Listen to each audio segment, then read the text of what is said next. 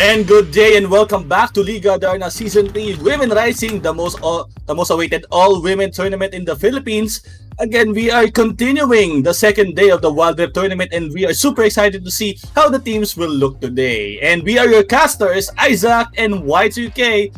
And for this tournament, we have giveaways for 3 winners. Just keep watching for a chance to win 700 wild cores. Just follow 3 simple steps to join, like our page, and of course the stream, share the stream, and tag 3 friends in the comment section with the hashtag LA Women Rising and of course !notify. And aside from the live stream giveaways, we also have a weekly giveaway. We posted a question last Monday and all you have to do to join is follow the 3 simple steps.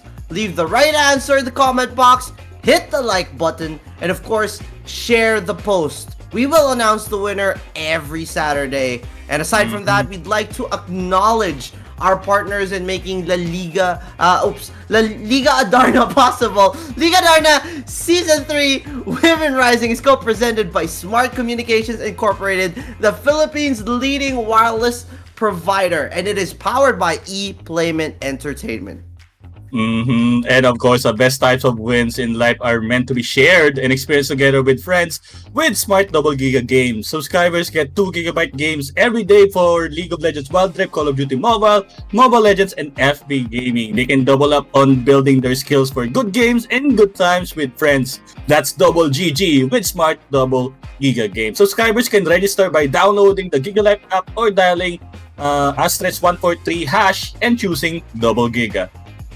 And of course, we'd like to also thank our major sponsors, ePlayment Corporation and Esports News PH. We finally would like to thank our charity partner, Worldwide Fund for Nature. While the virtual world is a limitless world of wonder for people to explore, Liga Adarna reminds that it is everyone's duty and responsibility to bring forth the interest and survival of our planet in order to #change the ending. The League encourages everyone to band together as a community to join and start a campaign, contribute to environmentally inclined movements and projects, and to take it to the streets. #Speak up for nature and call for genuine policy change. And of course, all the stars that you guys will be sending will be donated directly to our charity partner, Worldwide Fund for Nature. We would like to thank everyone for sending us stars during our live streams. These stars can help change the ending. Just keep sending those stars, but if you wish to donate directly, you may visit their website at www.org.ph/donate. And of course, a quick recap lang kung ano nangyari kanina. That's a 2-0. Siyempre, matindi yun 2-0 from Genki Armory. Talagang nakita natin ang mga plays nila from the early get-go until the late na they can really bring up the fight against Control Z Stalwarts. Oh, napakaganda ng series na yon at marami tayong nakita. But we already have another series na napakaganda rin. This one is gonna be broken down by our analyst during the draft. Gia Gaming, take it away. Thank you, Shoutcasters, Y2K and Izaq. And now let's talk about the draft. Kasi mga bans natin are Brom, Jarvan, Diana, and of course Kaisa. So they are going to adjust here. Multiple ADCs being picked up here by Ardent Esports, Ezreal and Corki. So we might be seeing Corki mid again, even though they were nerfs in the recent patch onto the package of the Corki. It may still be reliable a bit. However, in terms of the timing, it's not. It's going to be definitely a big factor in terms of having that package for the right timing on the objectives. Kasi ang laki ng cooldown na binigay dun. But they have really good poke, especially that they got the Lux already. On the side of VVV Hera though, they are building a very team fight based composition. They have Ziggs, Wukong, even the Garen for the spin to win. Bullet time here with the Misfortune, that is kind of new because rarely do we see a Misfortune, and usually it is also being paired up with a Seraphine. So Tristana would be a very good choice as well, given the burst capability of this champion, and with the Malphite, they have a solid front line, the unstoppable force being used on many members of Ardent Esports would be essential. They have disengaged, but same goes for Ardent Esports with the Gragas being locked in. So in terms of engage, in terms of AoE damage, definitely VVV has a little bit of an upper hand, but in terms of poke, Ardent Esports won't allow them to engage that easily because they have the Ezreal, they have the Corki, they have the Lux, and when they want to make picks, definitely Vi and Gragas have those kind of tools. So let's see what will happen in these games, because it's going to be a very, very jump-packed action game given the amount of kill threats that they pose all throughout this game, from early game to late game. Definitely we will be seeing so many team fights here, brought to you by VVV and Ardent Esports. So that will be my analysis, and I will take you back to our awesome casters. Thank you so much, Yang Gaming, for that wonderful analysis. And of course, we are now going into the first game of our second series. We have BVV and of course, Ardent. Nako. Izaq, let's get it on! Napakainit nga naman na laban, no? Ito lang makikita natin eh. Ziggs, Tristana, say goodbye to your towers. Early tower distraction nga. Kumbaga, pero teka lang, mukhang yung Vidi agad mangyari. Mahuli ba dito ang Ziggs out of nowhere? Pero, wala, di na-snare. Nearly, no? If that connected, that could have been a flash burn, possibly even first blood. It would have been devastating para sa Fizz, para sa Ziggs. Pero, you know, so far so good. Wala pa naman masyadong bakbakan na magaganap dito. They're just gonna be ramping up, and we don't expect any early game fights, at least until the Scutter game or the topside gank by the 3-minute mark. Exactly. And of course, yung nakita nating composition ngayon on the bot lane, we have, of course, Tristana and the Janna, which is, nakita natin is pretty usual. Kahit dati pa. And now, the usual lovers composition nga, kumbaga, we have Ezreal and the Lux. Tingnan natin kung paano ba nila masusustain yung Citizen kahit paano on the early laning phase. Both have pokes, both have shields, and sabi natin burst. They both have that. Oh, matindi talaga kasi kung iisipin natin, no, one of the key things that makes Lux really, really good right now is being support. You pick up the harmonic echo, the first wave of that shield. Okay, significant. Pagbalik doon, oh my god, diba? Ganun yung mangyayari sa shield nila, and it's going to be very, very hard to take down that shield. And you have to either wait, mas lalo na't walang nerf sa shield ngayon, hindi mo magagamitan ng anti-heal yan.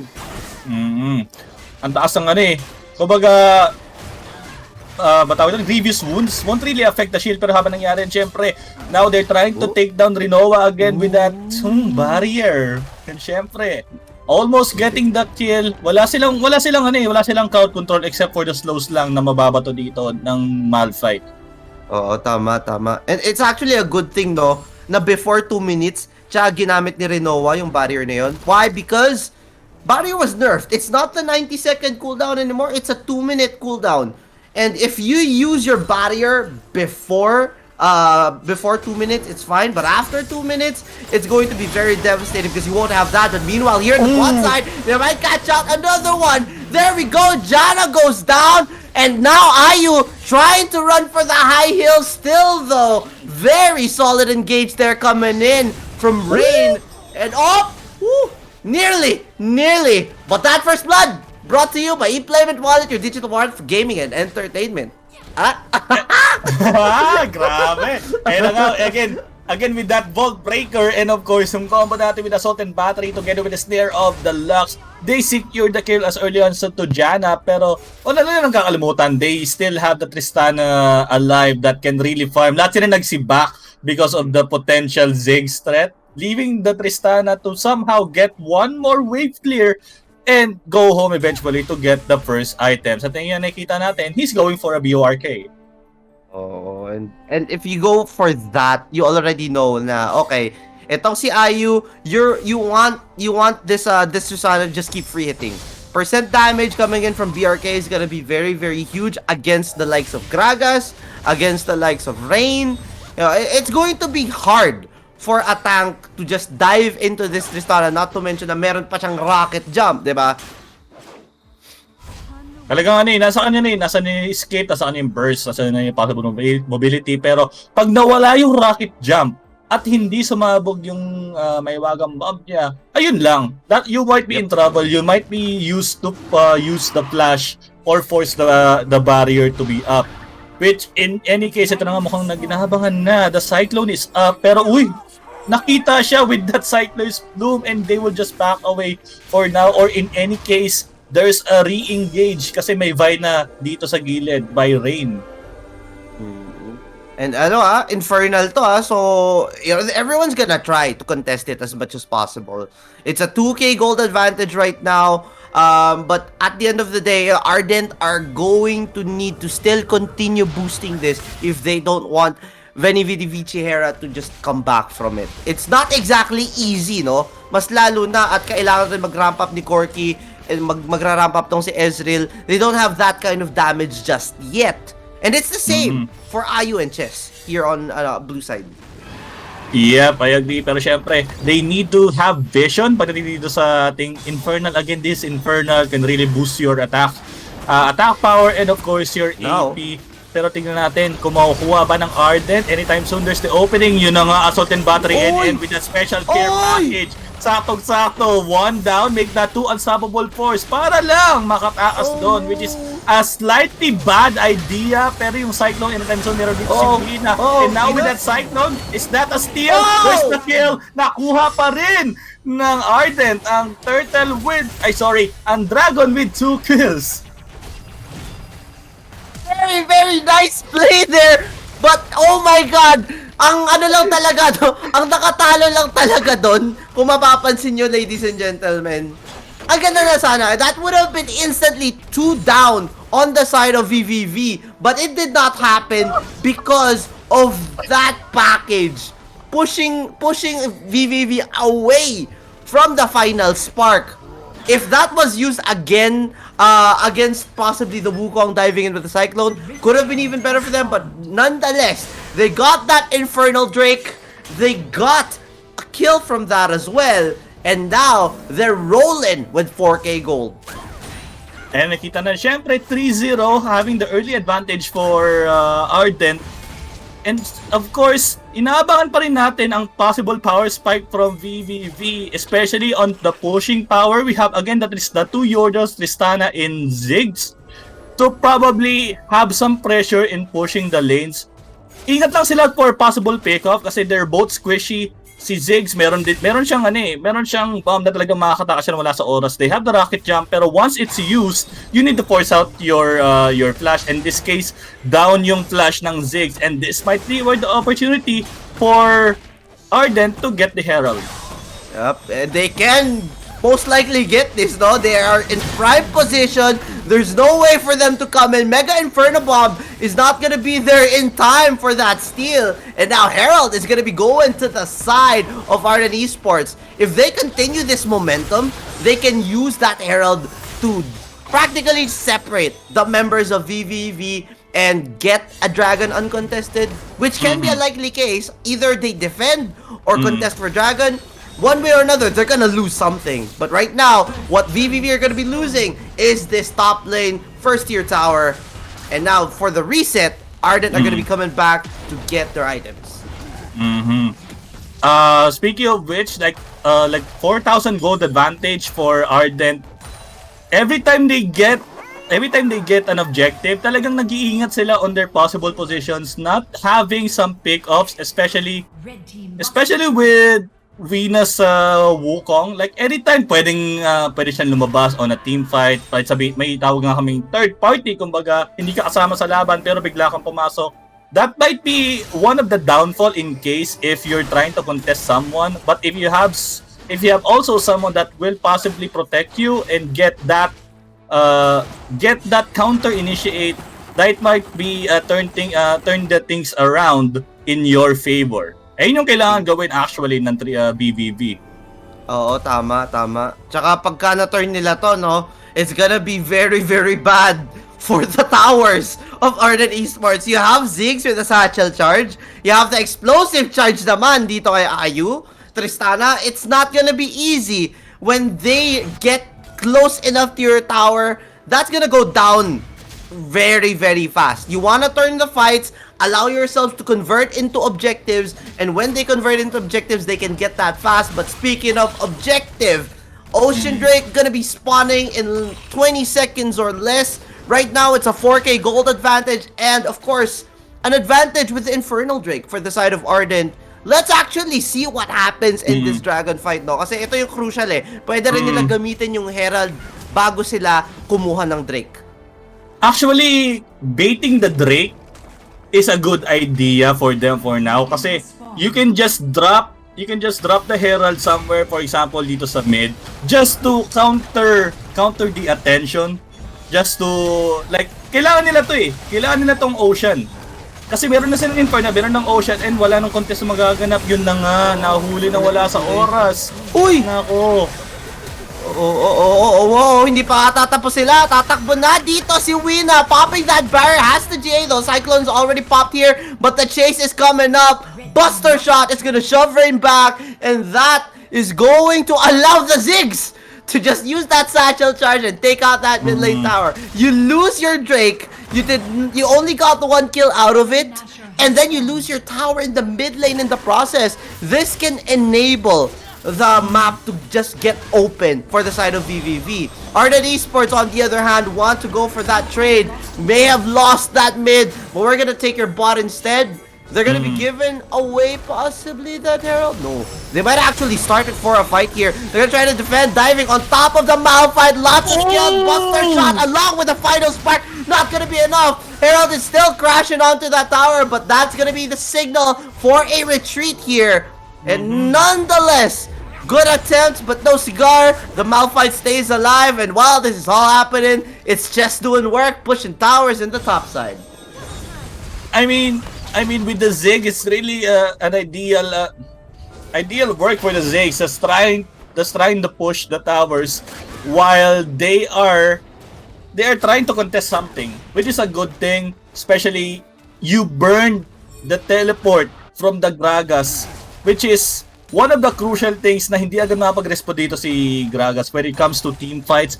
And of course, if possible na for the pick-offs, Gragas is one of the key factors talaga yan eh. Pero with regards to that dragon fight into the push into the bot lane, multiple towers has been pushed. Syempre with that 1 kill, I think it's kind of balanced, you know. Walang matinding shifting of gold or XP advantage. Tama. Tsaka nakikita nyo, no? Okay, they answered back. Ardent get that mid lane tower as well. So we're back. We're back at that advantage for Ardent with the towers. Meaning, eto namang side ng VVV, they're gonna need to find that right fight so that they can allow Ayu and Chess to continue pushing, dealing so much damage onto these towers. We have so much emphasis on Ziggs and the Tristana, mainly because if these two go down, you're not gonna see much damage on the side of VVV anymore compared to the likes of Ardent, where they have Corki, and even if they go down, Vi, Lux, Gragas, they're still going to hurt quite a bit going up against the composition here of VVV. And of course, imagine late game scaling Tristana, late game scaling Ezreal. I mean, Scary. that's scary to be honest. But when it comes to objectives, I mean, we'll go back to the turret, tower or the turret destruction that can be given. Speaking of destruction, by the Ziggs and of course the Tristana. Exactly. And ayan no, free pushing Ziggs. Flash body slam. Final spark committed. Look at that chain! Explosive cast into the assault and battery. Football ang ginawa dito kay Chess. The Ziggs will go down. But now, VVV, they're gonna be thinking about a rebut. They wanna go for the counter fight here. but they're just a little too late. That's a free kill now onto the side of Ardent, immediately starting off this Baron, while the rest of VVV are probably completely unaware. I mean, it's good that they have the pick-off, pero para sa akin, it's not enough. Pero syempre, Cyclone muna dito sa gitna. Oh, They will no. they'll take the Baron and the GA. Mawawala si Wina. She really tried to steal it. Pero it's too much. That's true. I mean, that's the power. That's the power of a Baron buff, and not to mention, it's one monkey against 5. It's gonna be hard for a Wukong to just dive in, Cyclone, and use everything you could, even if you're Mika Daime. It's just too much damage. All right. So going back to that, with the power of Baron now on the side of Ardent, they can most likely get this Cloud Drake for free. I don't know if they're gonna be capable of contesting. Not to mention that Wina is still gonna be down. I don't think they have the chance. They're gonna try. Oh my God! Ziggs with the clutch again. This Ziggs clutching it right now. You get the steal. You're pushing towers solo, and it's getting hard for them to actually chase down a Ziggs. If there's a way to come back into this game, it's with plays like that coming in from Chess. And again, that play is brought to us by Smart Double Giga Games. Just register asterisk 1.3 hash and choose Double Giga for 2 GB games every day for League of Legends Wild Rift, Call of Duty Mobile, and of course, Mobile Legends together with FB Gaming. Napakahusay. I did not see that coming, no? Iniisip ko, okay, no smite. This is no problem. They could just smite it down and they'd be all good. But I think the smite was a little too early there. But now you're already seeing the work of the explosive charge, trying to stop the push here from Ardent. But right now, this Vi, pretty tanky. Not to mention the Baron buff is enabling this minion wave. It's not gonna be easy for them to just continuously try to free hit, trying to defend it. It's already being controlled. 3 lanes shoving in, and you're seeing the movement of Ardent now slowly converging here on the top lane. I mean, this is a bad idea, pero they will just get the turret instead. I mean, they burned the flash over to the Malphite, which gives them an advantage. Like, yung nakakatakot na flash unstoppable force, which is, they try to avoid. They have the proper tools na to disengage in the unstoppable force, but at the same time, they don't want also to burn the utilities just to deny the unstoppable force. Yep, for sure. The unstoppable force is great, but you need to make sure that they get a catch with that Malphite, because it follows up into a possible combo from Chess. It follows up with a free satchel charge burn from Ayu. Not to mention, Wina can come in with a follow-up Cyclone. It can turn around so much and actually deal so much damage in return that it could shove Ardent back. But now, looking at that, first Baron taken, they were able to take out all the outer towers. It's just inhibitor towers remaining here for the side of VVV. 15 seconds until the second Baron spawns. They can continue this kind of pressure. Actually, they haven't taken out the top lane second, so... Still, they can't continue this pressure. But at the end of the day, it's not exactly gonna be easy for the side of VVV to shove out because of all the map control, because of the towers taken out. Diba?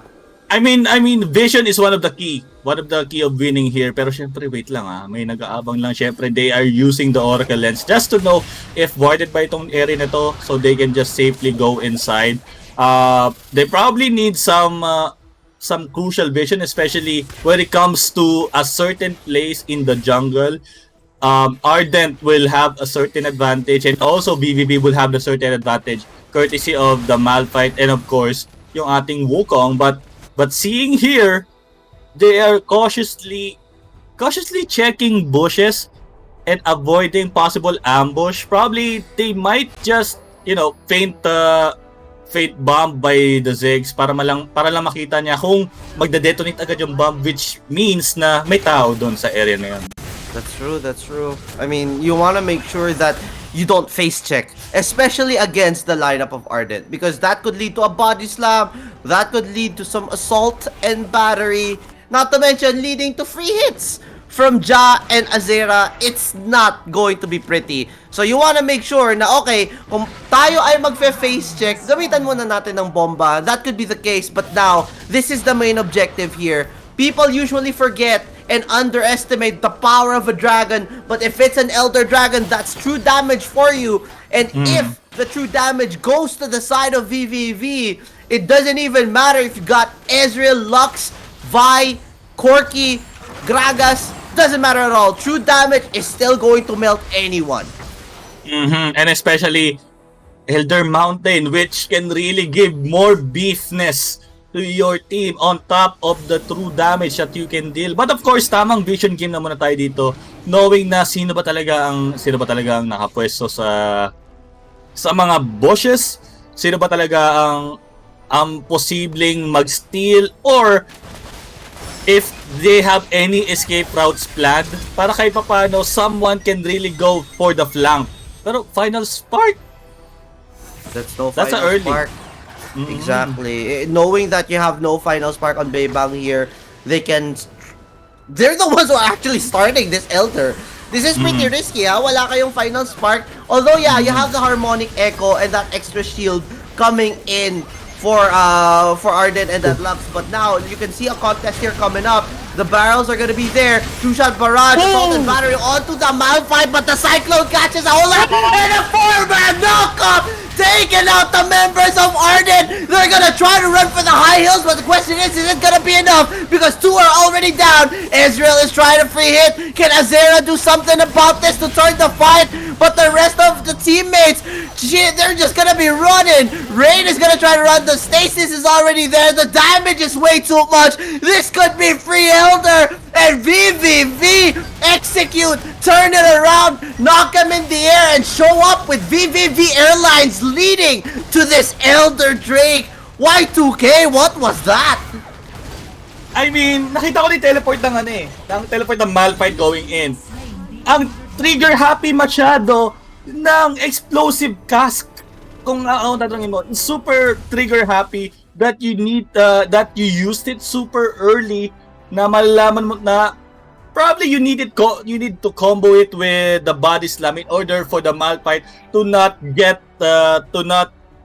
probably knock up someone. Hindi someone yun na knock up 5-man! Oh, 5-man!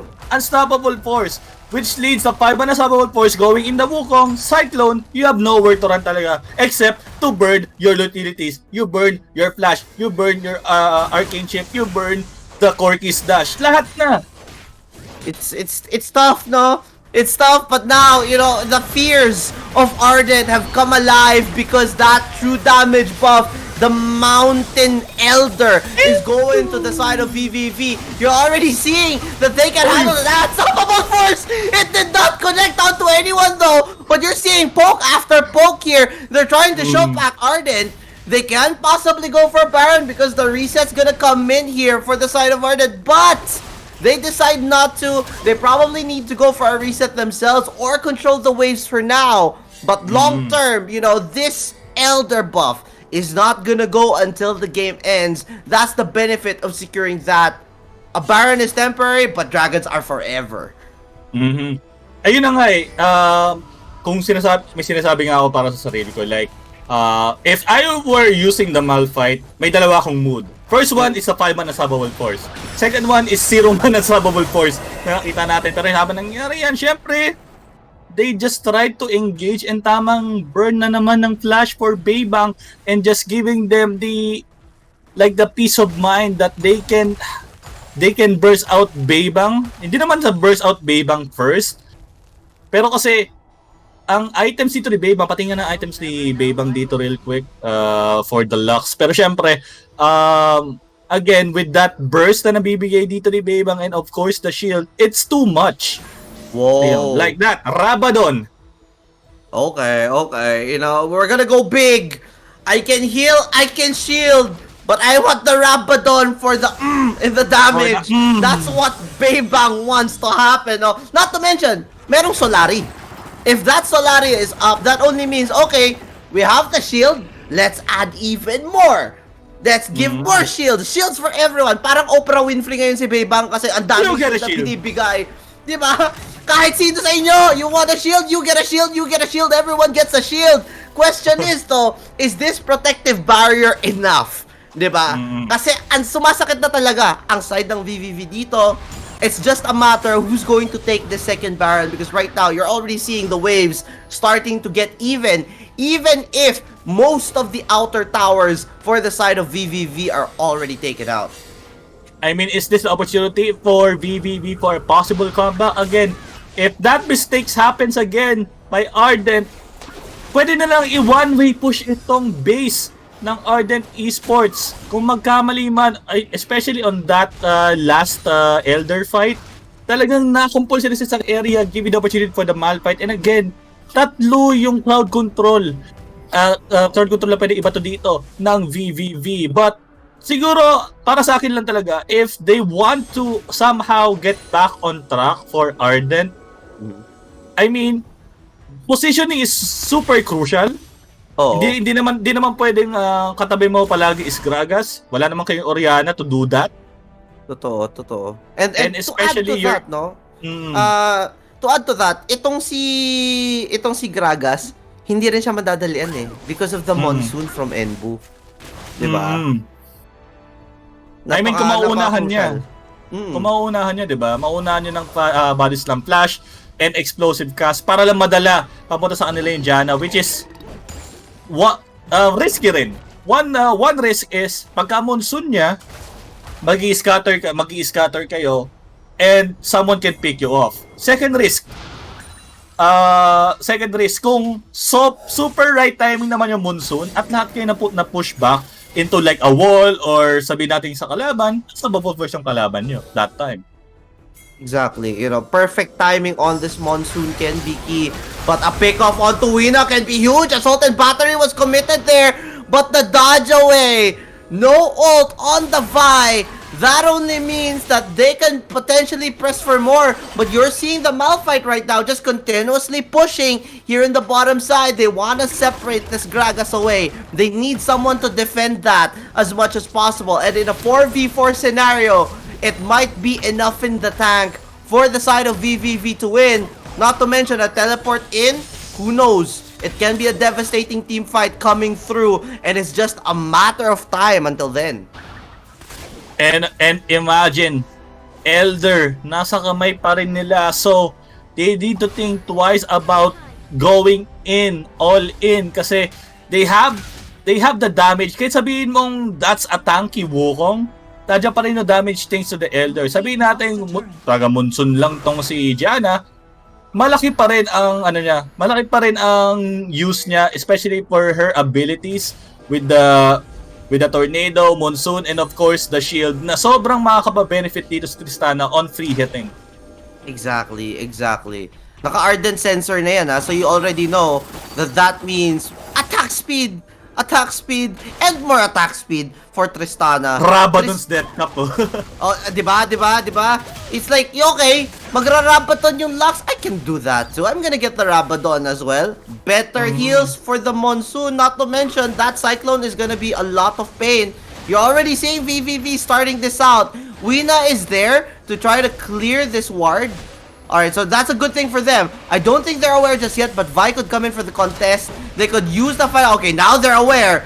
This could be big news. If Ardent get to steal this, it's down to 3.4, 2.2, 1.2. That is gonna be Wina securing that Baron. They were not in time with the teleport on Renoa. They could not contest it. And with a second Baron buff on the side of VVV, they could push all of these waves, spread that Baron buff out, and take out the outer towers and possibly even more on Ardent Esports.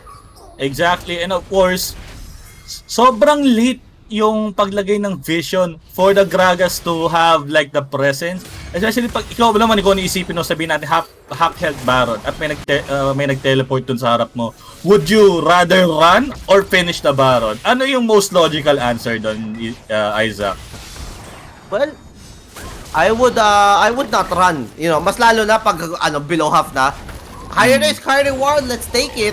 We already started it, we better finish it. Yun lang yun. So, pag naagawan, edi, big mistake.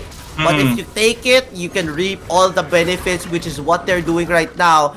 They're actually gonna spot out Renoir in the bush. I don't think there's gonna be much of an engage yet there, but you're already seeing Malphite pushing the bot side. It's gonna be uncontested. Yes, that may be a tank, but with Baron empowered minions, anyone can take towers. Not to mention the Zigstress late game. Say goodbye to your towers. If you cannot take down the members or even possibly the minions, it's gonna be even harder for the side of Ardent to come back from this. There is a tank wave coming into the bot side. They can continue pressuring. The top side though, if someone tries to go to the top side, it could be completely different for Ardent, but the bottom tower's gone. Mid lane's gone as well. One tower remaining. Oh no! Oh no! Another one! It drops the dust, but the assaulted battery went in immediately to try to go for the answer. No one's there for the follow-up. This could be bad for them. Rina's gonna come in clutch, and now the Janna gets the last hit, the Vi. The package is there. The final spark is thrown. Can it all be enough? But a killing spree on the Ziggs, and now Ardent are falling apart. The GA is popped. The Nexus is down, and VVV take game number 1. Comeback is real. Utilizing the only one crucial mistake turned the things around. Pero enough talk para muna sa atin. Syempre, let's go into our analyst for the insights and of course, what really happened. So of course, Gian, take it away. Yeah, that was a very very interesting match. How long was that? 29 minutes and 20 seconds. Ganun ka-intense yung laban na yon. Pero, yeah, ito, i-breakdown natin. First 20 minutes. Before 20-minute mark, it was a fantastic performance by Ardent Esports. They did not give any chance to VVV Hera on getting any kills. Objective-wise, medyo nakaka-trade out naman dahil kay Chess, stealing multiple dragons and even stealing some turrets on the side as she was split pushing, pero that's about it. We're seeing 6k goal lead, and it is going higher and higher as the time goes by. However, on the 20-minute mark, on the Elder Dragon, this is why it is very crucial to know your pros and cons on your composition, because Ardent Esports, they built a poke composition, and VVV Hera built a strong teamfight based composition. Ardent Esports wants to kite out the members of VVV and dish like efficient amount of damage to disable the members of VVV, while VVV Hera wants to engage immediately on the members of Ardent Esports. And it was a very crucial moment on the Elder Dragon because Ardent Esports was the one who started it.